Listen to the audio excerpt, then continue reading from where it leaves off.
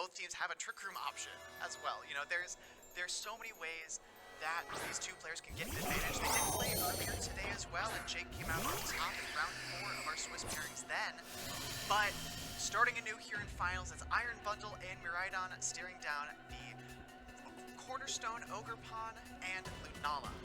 Yes, this is going to be an interesting move indeed. Ogerpon here does have the opportunity for Follow Me to be a move clicked. That means redirection. As we all know and love it, into this slot means I can do whatever I want with this Lunala. But, you know, depending on what you protect with, maybe that won't be as big as an option.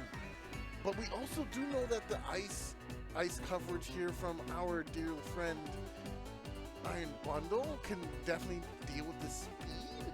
But I don't think they're too worried about speed right now, right? They have two of the fastest Pokemon on the board right now. Yeah, it should be the two fastest Pokemon between Iron Bundle and the Miraidon. You know, the Iron Bundle, the real annoying thing that it can do here is either encoring this Cornerstone Ogerpon into Follow Me, or just as Jake is doing, Icy Wind, breaking Sturdy for Ogerpon, breaking Shadow Shield for Lunala, of course also lowering both of those Pokemon's speeds. Icy Wind and Electro Drift will pick up a KO here on Cornerstone. I like this decision here. Getting the knockout on Cornerstone means no more Follow Me shenanigans, and I don't have to worry about it. Yeah, but with Lunala still to move, it's going to send its Trick Room, so having its speed lowered, not too bad for the Lunala on CJ's side.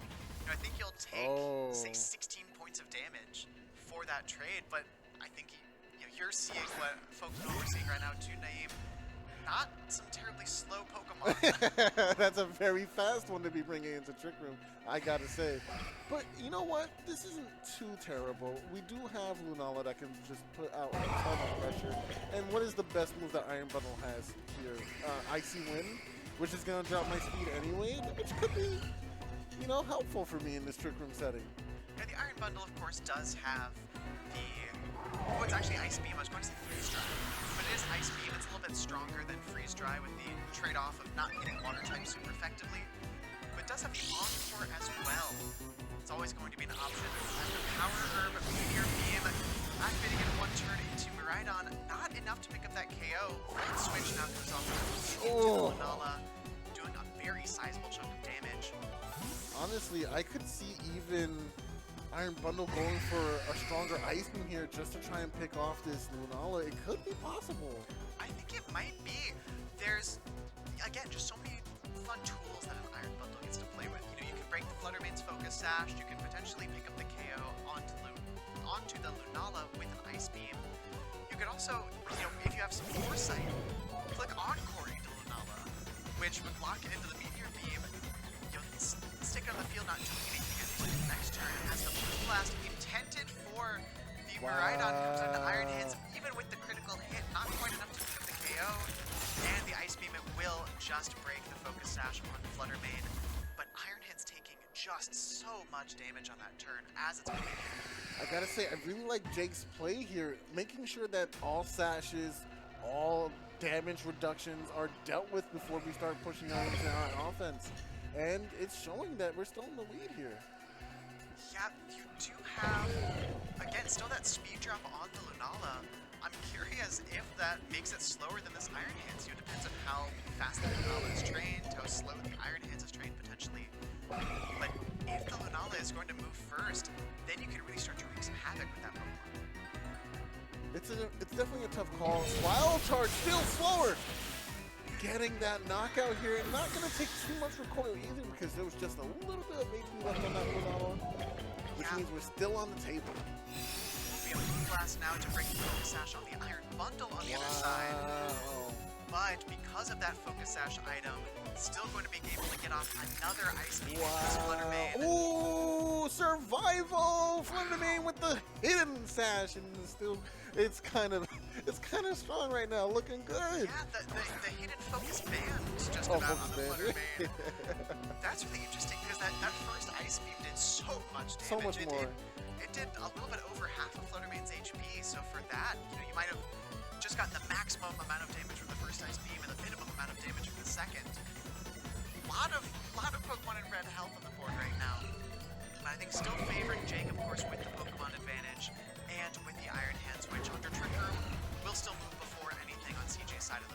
A double protect here doesn't seem like a terrible idea, but you're still going to have to deal with at least one more turn of Trick Room, if I remember correctly.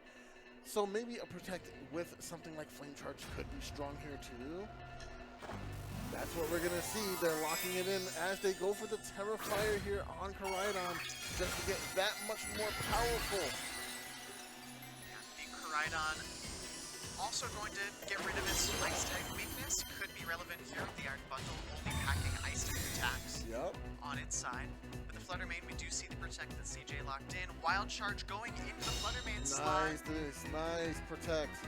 Which now allows the Koraidon to get an attack off of it. It is the Flame Charge, and it will just go into the Iron Hands Pokemon on the other side of the field that does not have the ability to protect. Going to keep it pretty safe against this Iron Bundle as well, which didn't protect for Jake, but now can't hit the Koraidon super effectively with this Ice Beam. Nice, excellent. That's exactly the damage you want to see coming into your Pokemon now, which is going to give you just enough of an edge to deal with this Calyrex. Well, how many turns of Trick Room do we have up? It looks like it's definitely one more. Okay, so you can't even go for double protect. Last turn of Trick Room is just enough to clear out both of these Pokemon. Calyrex is in the best position it's ever been in life right now. This is so good. Yeah, you'll really have to hit the double protect on the Flutter Mane and protect the Koraidon here, I believe, just to keep everything safe. The Koraidon, if you're expecting a Glacial Lance, for example, right? And protect isn't necessary, because of the Fire type Terastallization, but because now the Ice Rider on the other side of the field becomes a Fire type, that's now a Pokemon that you can't really deal as much damage into. But this is what it comes all down to, and it we got the double protect. What an answer! No more Trick Room for you, but hey, can we do the damage we need to into this Calyrex? It is now a Fire typing. Now, that means we won't be able to really hit it very hard with a Fairy type attack. It has to be a Ghost type if you want to be able to get this knockout. Yep, and we are going to see then the last turn of Trick Room being stalled out. Now the +1 speed Koraidon on the field looks to be in a pretty strong position as electric terrain does dissipate.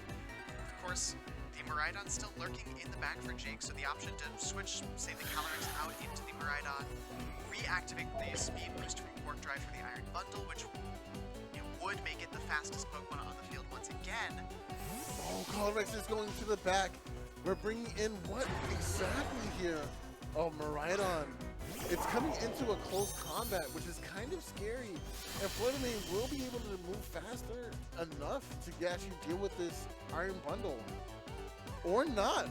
Maybe it's going to get a Beast. Oh, it's going to get a boost of speed, which means it's going to get the knockout first. Yeah, the Iron Bundle, that cheeky 136 base speed stat, 1 point faster than Koraidon, Miraidon, and Flutter Mane in this game.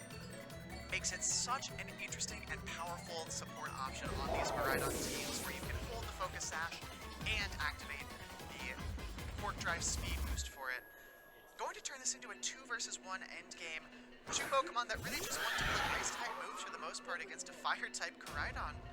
But it did just lower its defense, and as we saw, he's going to move after the Iron Bundle, so you would think, even though it's resisted 2 Ice Beams with -1 defense, or -1 special defense as well on the Koraidon, I imagine would be enough to leave this one up for Jake.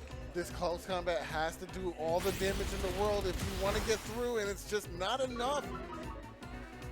It's gonna take a miracle for you to survive anything that comes your way, especially after Life Orb. I'm thinking this is a move on to Game 2 situation for CJ.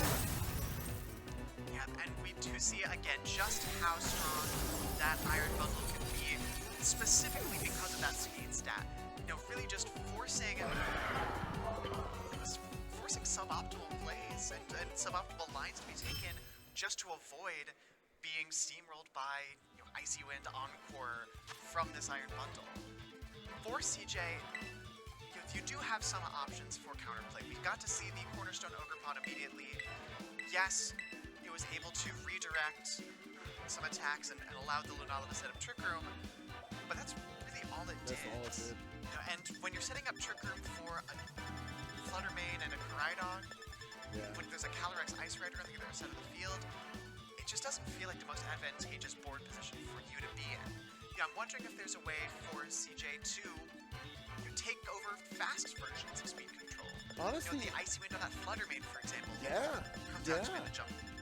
Honestly, I think Ogerpon was a great position. I think it could have done a little bit more, but bringing that alongside the Flutter Mane Rhydon and maybe even Chi-Yu with the Choice Scarf, that might be all you need. But what's scary about that is the opponent has a Farigiraf or has Calyrex. They can set up Trick Room, which could be scary. So if you lean in too heavily, you can get burned by Trick Room and get completely reversed on. Yeah, and that's really what we saw in that first game, except it wasn't even Jake who set the Trick Room. Right. For that Calyrex Ice Rider to do so much, and the Iron Hands really more specifically, to do so much damage. Too much. So we are seeing, at least, getting a sneak preview on Team Preview, some changes in the works for our players. But I really do think it's trying to lean into potentially that faster mode for CJ. Absolutely. It's not always the easiest thing in the world to get into those Icy Wind battles in an Iron Bundle, but you gotta do what you gotta do in a position that's not always going to be the easiest. As we are going to see, it's the Flutter Mane and Chi-Yu once again staring down this Miraidon and Iron Bundle lead for Jake that was so disruptive and so effective in Game 1.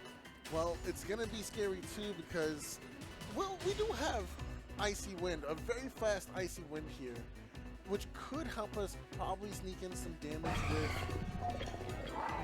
but it's a Miraidon. It's resist this fire type attack, so it's not really going to be taking too much punishment here. Now, of course, the tricky part of this all is that, yes, you can click Icy Wind as your own Flutter Mane, but so can they. But so can they. And the Iron Bundle is going to be faster than the Flutter Mane with its Icy Winds. Ooh, Protect instead here. Just going to scout out what it is that they want to do with their attacks. Yeah, just taking his foot off the gas just a little bit is Jake. Getting the Icy Wind, trying to really establish speed control here, and make sure that a potential Snarl or an Icy Wind coming out from CJ's side is not going to affect your Miraidon at all. As, wow. That's so much damage on that Iron Bundle. Yeah, that's a base 55 attack that is... Okay, doubling into this Iron Bundle. Just getting rid of it immediately. It was a pain in the side for CJ in the first game. So seeing it gone right now is kind of good. Yeah, so we do see now the Miraidon will be the fastest thing on the field after the Flutter Mane and the Chi-Yu both take some speed drops. But not other Pokemon in the back for Jake's side that will really take advantage of those Icy Wind drops right this second. It's just the Calyrex Ice Rider that comes on the field, which, assuming it will become a fire type, as we've seen it do every single game that Jake has played on stream today. Absolutely. It's going to be pretty difficult to remove for CJ with the two Pokemon that you've got on the field right now. Honestly, June, I'm seeing flashbacks from earlier rounds. I'm expecting Chi-Yu to go down to this Volt Switch, or Electro Drift, as it were, denying this taunt opportunity. So this means Trick Room is going to be coming into play. I'm surprised it wasn't Volt Switch, but you know what? That's fine too. Yep, the Volt Switch, unless you Terastallize to become a pure electric type and get the extra boost, not a guarantee to one-hit KO at Chi-Yu. So taking the free KO there with your Electro Drift, taunt comes out into Calyrex Ice Rider, but no Trick Room even this turn. It is just the Glacial Lance, and now Jake, after protecting the Miraidon, playing a, we'll say, slightly more conservative turn 1 of this game 2, decides now is the time to put my foot on the gas, send CJ down to their final 2 Pokemon. It is going to be two restricted, so your Lunala and your Miraidon.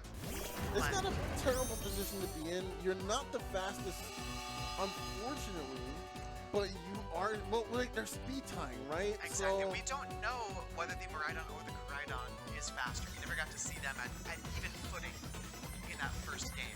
Does Calyrex protect here? Maybe it does. It doesn't want to eat a Meteor Beam, and you can't be certain that Miraidon's going to be able to OHKO Lunala. So, do you protect there? Do you read a protect and try to double in on Miraidon? Oh, this is just a tough position to be in. It is difficult. And it's the first time, I think, in this set so far that we've seen CJ really asserting the damage potential that their team has. You're in a position now where, let's say the Koraidon and the Miraidon are speed tying.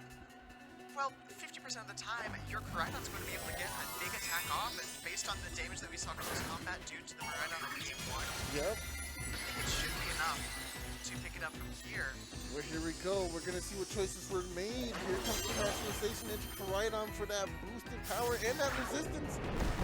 Yes, that gets the knockout anyway. Yeah, and you can see a little smile on CJ's face.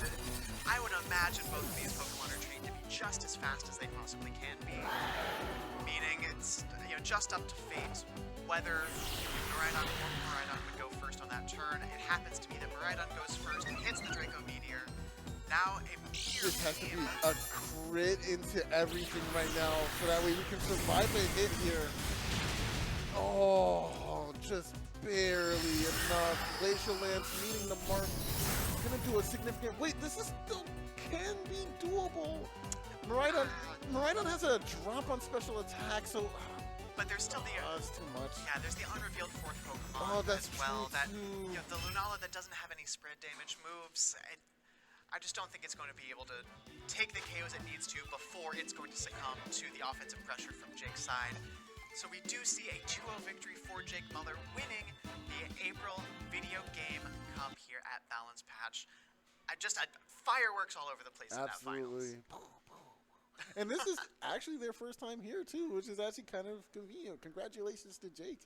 Welcome to Boston. Welcome to Boston. Here are all of our championship points. That being said, that was an excellent turnout. I do believe that there will be an interview.